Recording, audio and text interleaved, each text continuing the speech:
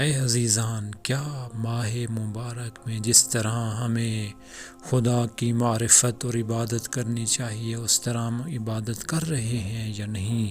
جبکہ رسول اکرم صلی اللہ علیہ وآلہ وسلم نے فرمایا ہے کہ روزے دار کے لیے اس ماہ رمضان میں اگر بخشش طلب کرنی ہے، اگر اپنے گناہوں کو بخشوانا ہے تو 6 صفتوں کو اپنے اندر پیدا کرنا ضروری ہے۔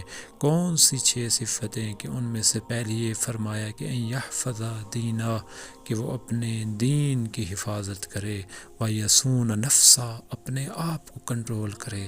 فقط یہ نہیں ہے کہ روزہ رکھے نا، بازار میں، سڑک پر، گلیوں میں، جہاں کہیں جس جگہ بھی جا رہے ہیں اپنے آپ کی حفاظت کریں، اپنی خواہش کو اپنے کنٹرول میں رکھیں، ویصل رحمہ۔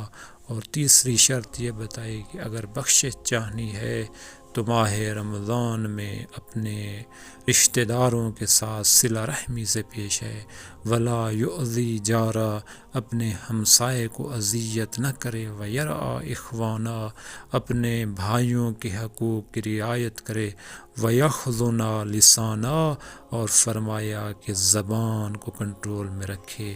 یعنی اگر کوئی شخص چاہتا ہے کہ اس کے گناہ معاف کر دیے جائیں تو اس کے لیے ضروری ہے کہ اپنے ہمسائے کو بھی اذیت نہ دے، اپنے بھائیوں کے، دینی برادران کے حقوق کی رعایت کرے، اور اہم چیز کہ زبان کو کنٹرول میں رکھنا۔